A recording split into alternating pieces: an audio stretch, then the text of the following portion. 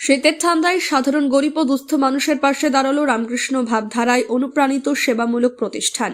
শনিবার রায়গঞ্জের রায়পুরে অবস্থিত শ্রী শ্রী রামকৃষ্ণ আশ্রম প্রাঙ্গণে শীতবস্ত্র বিতরণ কর্মসূচির আয়োজন করা হয়।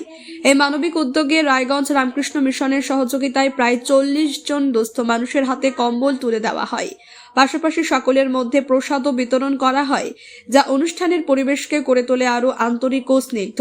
কম্বল বিতরণ অনুষ্ঠানে উপস্থিত থেকে দুস্থদের হাতে কম্বল তুলে দেন রায়গঞ্জ রামকৃষ্ণ মিশনের অধ্যক্ষ স্বামী পরেশাত্মানন্দ মহারাজ। তিনি বলেন, মানব সেবা ঈশ্বর সেবা, এই আদর্শকে সামনে রেখেই আমাদের এই ক্ষুদ্র প্রয়াস। সমাজের প্রান্তিক মানুষদের পাশে দাঁড়ানোই আমাদের মূল লক্ষ্য। শীতের মরশুমে এই ধরনের উদ্যোগ নিঃসন্দেহে দুস্থ মানুষের কাছে বড় স্বস্তি এনে দেয়। স্থানীয় বাসিন্দারাও এই উদ্যোগকে সাধুবাদ জানান এবং ভবিষ্যতেও এমন মানবিক কর্মসূচির ধারাবাহিকতা কামনা করেন।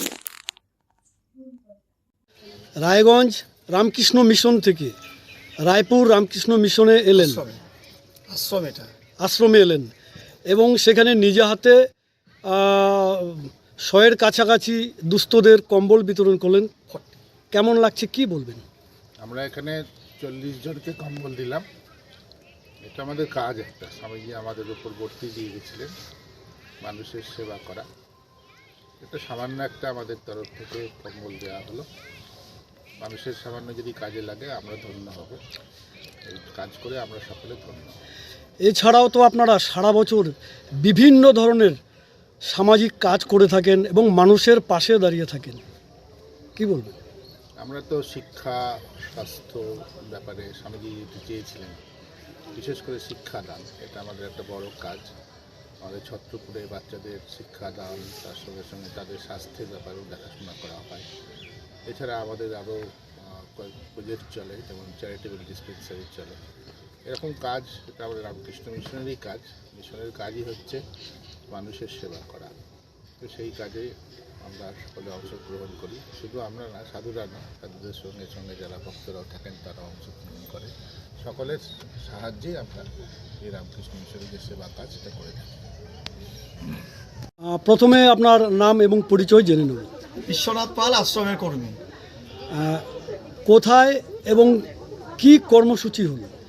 রায়পুর শ্রী রামকৃষ্ণ আশ্রমে আজকে কম্বল বিতরণ করা হলো আর্তপীড়িতের হাতে, এবং কম্বল দিয়ে সহযোগিতা করেছেন রামকৃষ্ণ মিশন রায়গঞ্জ শাখা। আর রায়গঞ্জ শাখার অধ্যক্ষ মহারাজ, যিনি একটু আগে কম্বল বিতরণ করলেন, পরেশাত্মানন্দজি মহারাজ, তিনি রামকৃষ্ণ মিশনের রায়গঞ্জ শাখার অধ্যক্ষ। তিনি উদ্যোগ নিয়ে 40 জন মানুষের হাতে কম্বল তুলে দিলেন এবং আশ্রমের পক্ষ থেকে আমরা আয়োজনটা করেছি এবং প্রত্যেকটা ভক্তদের হাতে আমরা হাতে প্রসাদ দেওয়ার ব্যবস্থা করেছি, তার সঙ্গে কম্বলের ব্যবস্থা। উদ্বোধনী সঙ্গীত হয়েছে, তারপরে মহারাজের একটু বক্তব্য হয়েছে, আমাদেরকে আশীর্বাদ জানিয়েছেন বক্তব্যের মধ্য দিয়ে। তারপরে আর্তপীড়িতের হাতে শিবজ্ঞানের জীব সেবা, যেটা স্বামীজি বিবেকানন্দ বলছেন, সেই শিবজ্ঞানের জীব পূজার এখানে অনুষ্ঠিত হলো। জীব পূজা। আপনাদের এই আশ্রম কত বছরে পদার্পণ করলো? 2002 সাল থেকে আমাদের আশ্রম, এটা আমাদের 25 বছর।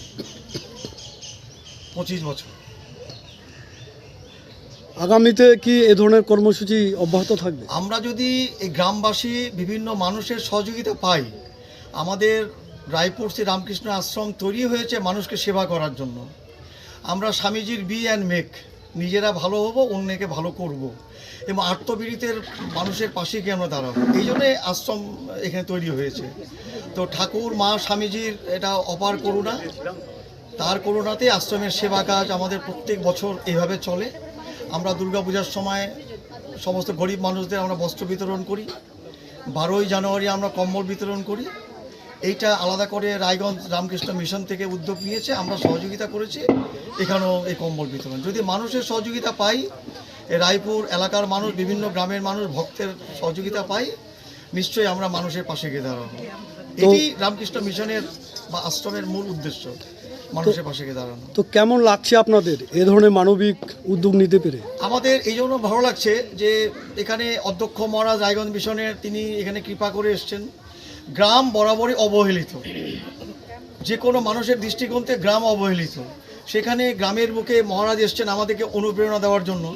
আমরা আশ্রমের ছেলেরা মেয়েরা একসঙ্গে মিলে শুদ্ধ এবং ভুলের মধ্য দিয়ে আমরা মানুষের পাশে গিয়ে দাঁড়ানোর চেষ্টা করি এবং নিজেদেরকেও সংশোধন করার চেষ্টা করি, মানুষ হওয়ার চেষ্টা করি। তো এই যে এত মানুষ এখানে এসছেন, বিশেষ করে আপনি সাংবাদিক ভাই এখানে এসছেন, তো সব মিলিয়ে মিশে এই পরিবেশটা খুবই আনন্দময়। আমরা অনুপ্রাণিত হচ্ছি, অনুপ্রেরণা পাচ্ছি। তো যদি মানুষ এইভাবে পাশে থাকে, আমরা মুহুর্মুহু এই ধরনের সেবামূলক কাজ করতে পারি।